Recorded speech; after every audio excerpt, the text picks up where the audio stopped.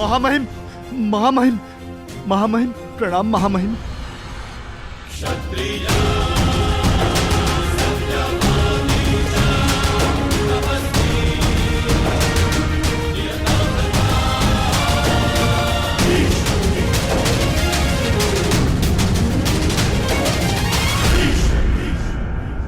मैंने तुम्हें सावधान किया था कर्ण कि एक राजा और योद्धा में अंतर होता है।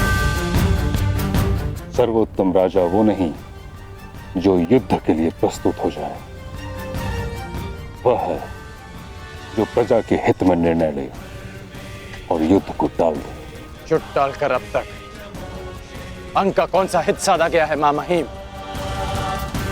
जब परीक्षा की घड़ी हो, प्रजा त्राही त्राही कर रही हो, तो हर राजा का योद्धा बनना आवश्यक होता है। किस परीक्षा की घड़ी की बात कर रहे हो तुम कर्ण?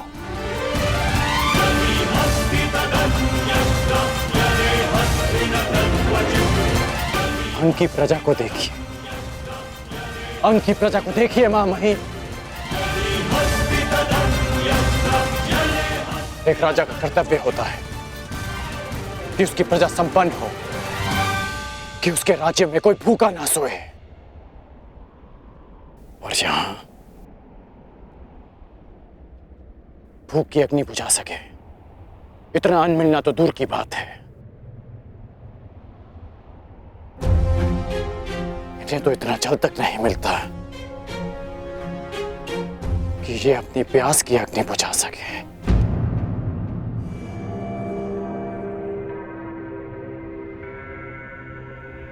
ये एक राजा के लिए परीक्षा की घड़ी नहीं तो क्या है?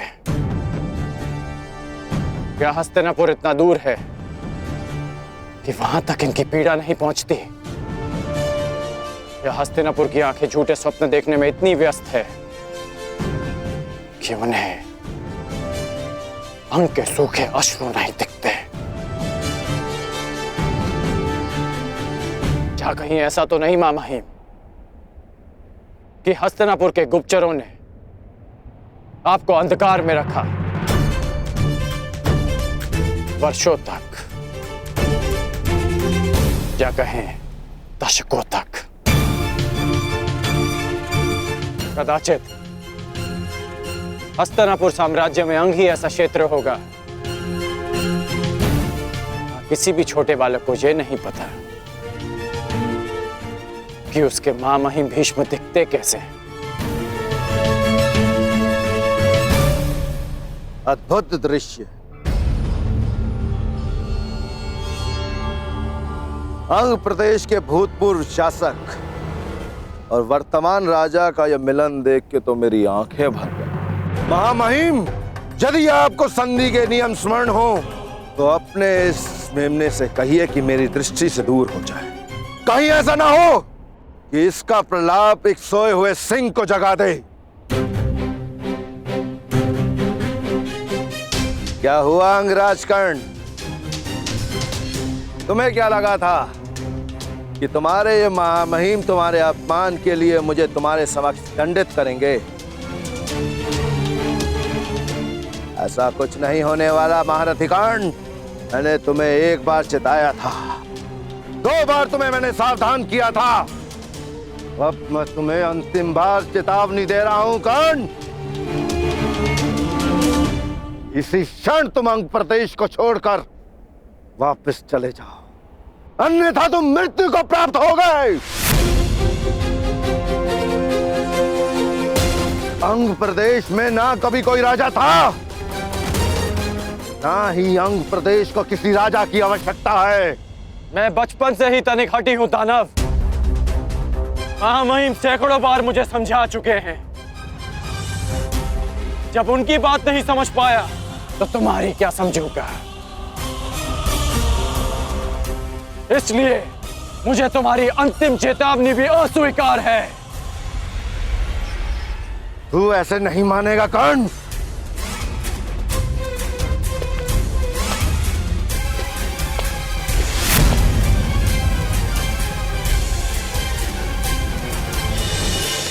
कर्ण, सावधान।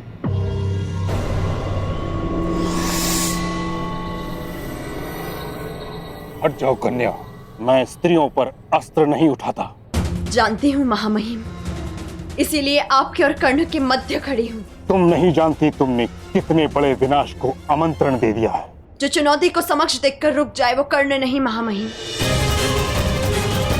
आप ही का गुरु भाई है और आप भी जानते हैं कि अब उसे रोक पाना संभव नहीं।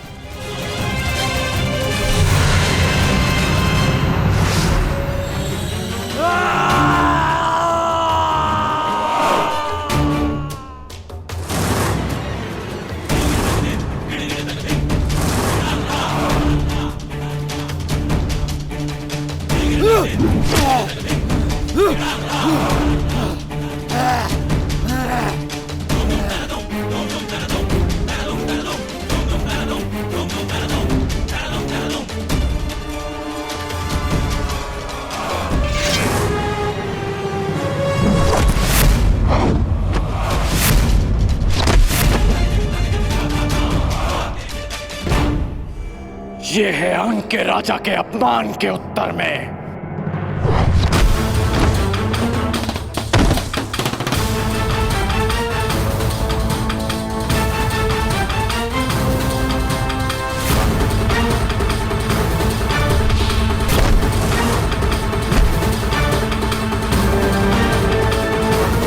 ये है महामहिम भीष्म के अपमान के उत्तर में।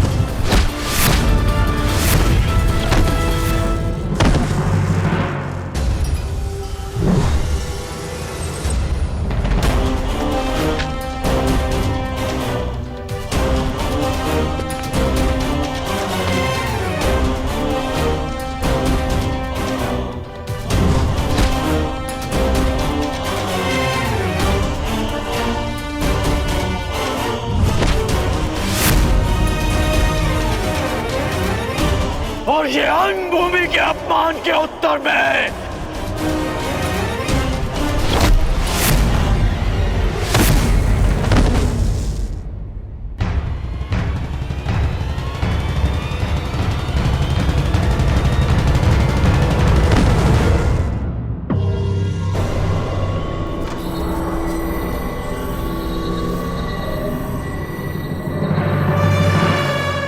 अंग की प्रजा से उसके अधिकार छीनने वाले का अंत हुआ।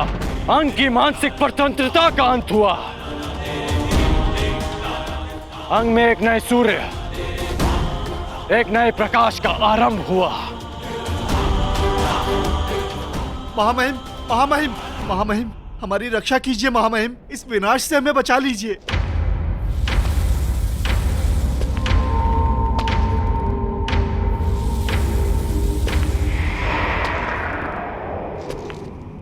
देख रहे हो कर्ण, अपनी प्रजा की आंखों में भय देख रहे हो।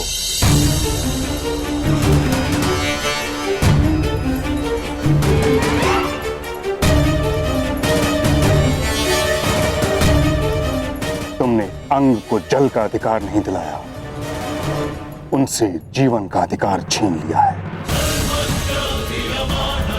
तुमने किसी नए प्रकाश का प्रारंभ नहीं किया, बल्कि एक महायुद्ध का प्रारंभ किया है जो अंधकार बनकर उनके जीवन पर छा जाएगा। तुमने इस दानव को नहीं मारा, तुमने एक महादानव को जगा दिया है।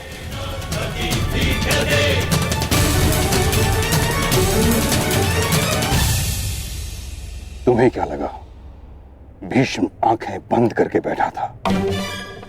नहीं कर्ण, ये बांध अंग का जल रोकने के लिए नहीं था, उसका विनाश रोकने के लिए था। तुमने अंग की स्वतंत्रता को नहीं, बल्कि बृहद्रथ पुत्र महाबलशाली जरासंध के त्रास को ललकारा है कर्ण।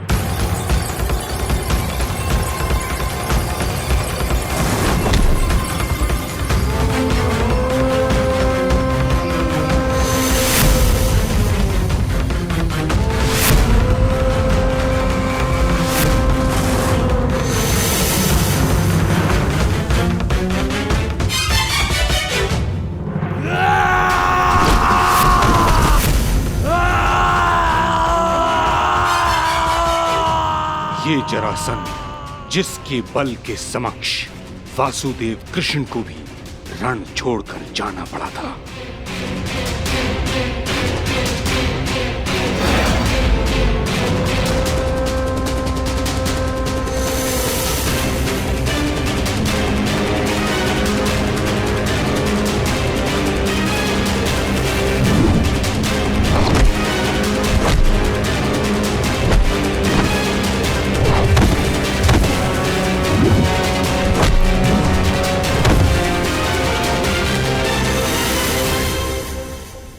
महाराज,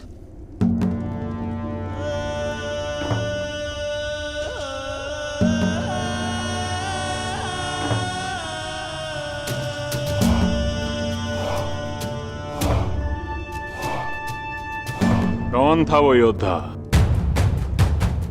दिखने में कैसा है वो अंगराज? महाराज, उसकी भुजाओं में पर्वतों जैसा बल था। उसके मस्तक पर सैकड़ों सूर्यों का तेज था और उसकी गति तो ऐसे जैसे पवन की गति को भी पराजित कर दे। महाराज, महावीर, महावीर, उसने तो दानव को प्रहार करने का एक भी अवसर नहीं दिया। दानव की मृत्यु के पश्चात तुम लोगों ने क्या किया? उसके बाद हम उस स्थान को छोड़कर तुरंत आपको सूचित करने यहां चले आए। महाराज,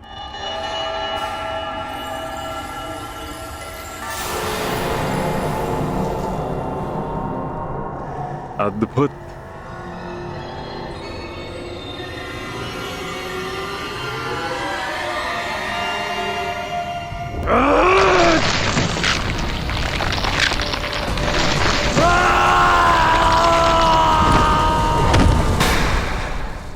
मुझे घृणा है उस प्रत्येक व्यक्ति से जो रण छोड़कर भाग जाए।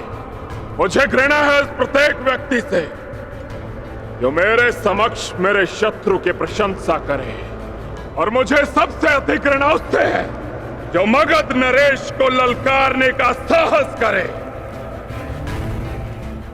अंगराज, तुम्हारे अंग अंग को भंग करेगा जरासंध। एक और युद्ध का समय आ गया है।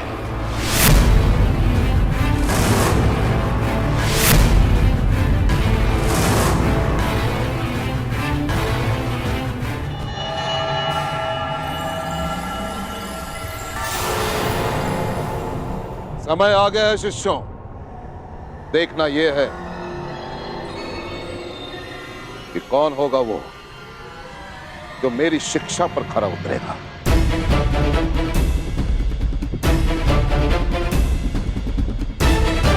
कौन होगा वो जो मेरी गुरु दक्षिणा देने में सक्षम होगा। कौन होगा वो जो पांचाल नरेश द्रुपद को परास्त करके बंदी बनाकर मेरे समक्ष लेकर आता है। कौन होगा वो? प्रयाण करो।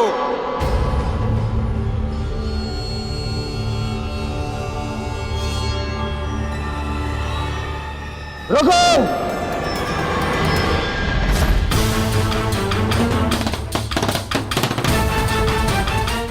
क्या हुआ दुर्योधन? गुरुदेव, यदि पांडव और कौरव दोनों साथ साथ गए तो इसका निर्णय कैसे होगा कि सर्वश्रेष्ठ कौन है? निर्णय कैसे होगा कि युवराज कौन बनेगा? इसीलिए ये मेरा निवेदन है कि पहले हम कौरवों को पांचाल नरेश पर आक्रमण का अवसर दिया जाए। पहला अवसर तुम्हें क्यों मिलेगा दुर्योधन? सबसे ज्येष्ठ भ्राता युधिष्ठिर है। शांत भीम, शांत। दुर्योधन भी मेरा ही अनुज है। यदि दुर्योधन पहले जाना चाहता है तो मुझे इसमें कोई आपत्ति नहीं। आज्ञा दीजिए गुरुदेव। तो ठीक है दुर्योधन, पहला अवसर तुम्हें और तुम्हारे भाइयों को मिलता है।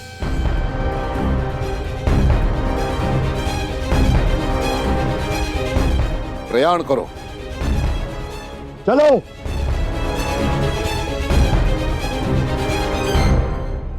यदि अंग के स्वाभिमान और स्वतंत्रता के लिए ये युद्ध आवश्यक है तो ये युद्ध होगा। जब अंगवासी ही शेष नहीं बचेंगे तो उनकी स्वतंत्रता और स्वाभिमान का कोई मूल्य नहीं रह जाएगा कर्ण। तुम हस्तिनापुर का अंग हो। तुम्हारी मूर्खता हस्तिनापुर को एक अवंचित युद्ध की अग्नि में झुलस देगी।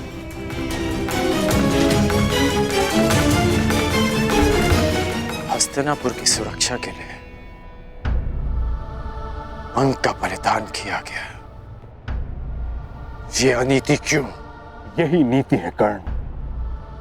एक परिवार को सुरक्षित रखने के लिए उसके एक सदस्य का बलिदान दिया जाए तो उचित है। उसी भांति एक ग्राम की सुरक्षा के लिए एक परिवार का बलिदान उचित है। उसी भांति एक प्रदेश के लिए एक ग्राम और एक साम्राज्य के लिए एक प्रदेश का बलिदान हो। यही राजनीति है। मेरी समझ में राजनीति का अर्थ थोड़ा भिन्न है मां महिम। राजनीति का अर्थ है राजा की नीति और अपनी प्रजा की रक्षा करना राजा की सबसे बड़ी नीति होती है। और अपनी प्रजा की दुर्दशा देखकर मौन रह जाना ये राजनीति नहीं अनीति है। और ये राधे कर्ण इस अनीति का साथ कभी नहीं देगा। अर्थात तुम मगध से युद्ध करोगे? हाँ,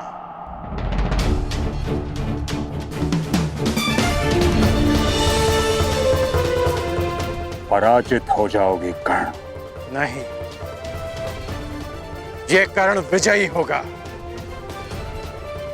या वीर गति को प्राप्त होगा। पराजय होना तो मेरे विकल्प में ही नहीं।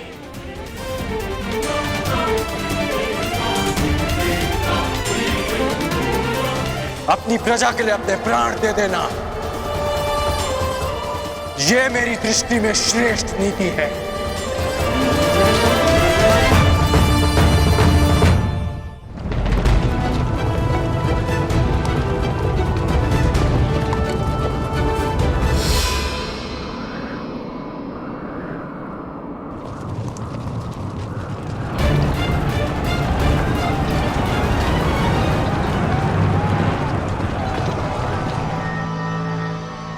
स्वागत है कुरु राजकुमार। स्वागत स्वागत नहीं, अपने शत्रु से युद्ध किया जाता है पांचाल नरेश। परंतु तुम हस्तिनापुर नरेश धृतराष्ट्र के पुत्र हो और जहां तक हमें स्मरण है हमारी तुमसे कोई शत्रुता नहीं है। मुझसे ना सही, परंतु मेरे गुरु से अवश्य है। वो ब्राह्मण द्रोणाचार्य स्वयं तो हमारा बाल भी बांका न कर पाया, परंतु अब लगता है तुम्हें अपने बातों के व्यू में उलझाकर तुम्हारे द्वारा अपना प्रतिशोध हमसे लेना चाहते हैं। प्रतिशोध उनका सही, परंतु मेरे लिए ये गुरु दक्षिणा है। ठीक है, यदि तुम युद्ध ही चाहते हो तो हमें कोई आपत्ति नहीं है। आक्रमण!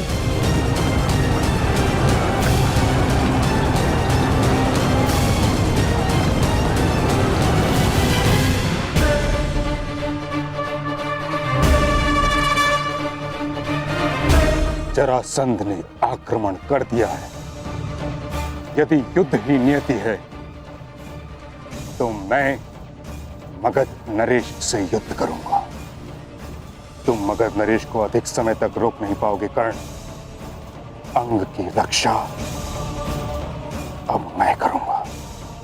नहीं, अंग अपनी रक्षा करने में आत्मनिर्भर है मां महिम।